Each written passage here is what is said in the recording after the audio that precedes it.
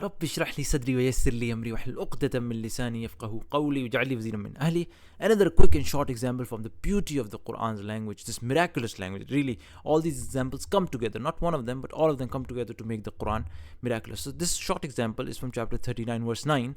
أعوذ بالله من الشيطان الرجيم. Allah subhanahu wa ta'ala says, أَمَّنْ هُوَ قَانِتٌ آنَاءَ اللَّيْلِ سَاجِدًا وَقَائِمًا, is one who is obedient to Allah, right? Showing subservience, qanit, devoutly obedient, right? Prostrating himself or standing in prayer during the hours of the night, fearing the hereafter and hoping for the mercy of his Lord, like one who disbelieves. Now, the thing I want you to notice, the beauty of the language, is why does Allah first say prostrating himself or standing? First mentioning prostration and then mentioning standing. Why not the other way around, right? He could have said, أَمَّنْ هُوَ قَانِتٌ آنَاءَ اللَّيْلِ قَائِمًا وَسَاجِدًا. He could have said first standing and then prostrating. But why mention prostration? Because look at the beauty. It's very easy to understand.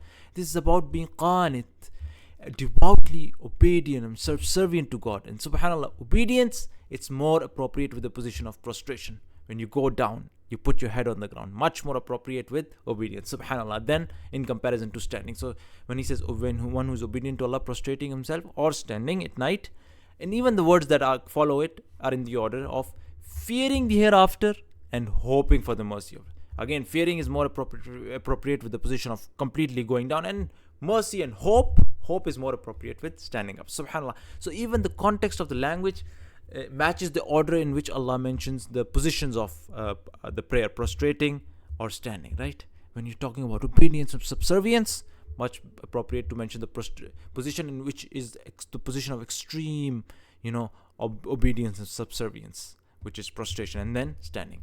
Because there is another place in the Qur'an, Surah Muzammil, where Allah subhanahu wa ta'ala simply mentions the standing only. He says, "Oh, you wrapped up in garments," chapter 73.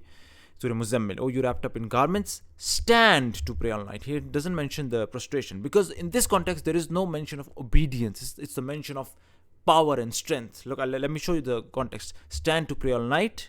There's no mention of obedience and subservience. Half of it, or a little less than that, or a little more, and recite the Quran aloud.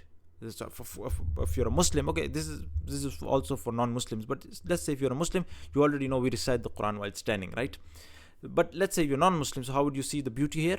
Look at the context. Verily we shall send down to you a weighty word. Subhanallah. So the power, you need power, right? Because it's a weighty word. Verily, the rising by night is very hard and most potent and good for governing oneself. It's all about building strength, isn't it? And most suitable for understanding. So when it's not about subservience, the context is about strength, and so much more appropriate with the position of standing. Subhanallah. So even if you look at the Quran from the linguistic point of view, the contextual use of words, it's so beautiful. It goes on to show the beauty. You could have interchanged these words, and linguistically I think there is absolutely no issue, but the beauty in the author following the context and following every single word, it's just so beautiful. It's just like gems, placed in a beautiful design, and every time you change the design, the beauty, complete beauty changes, and the most beautiful form is the one, subhanallah, that we are seeing in front of our eyes right now, subhanallah. So may God give us complete conviction in the Quran as the word of God. Subhanakallahumma wa bihamdika ashhadu an la ilaha illa anta astaghfiruka wa atubu ilayk.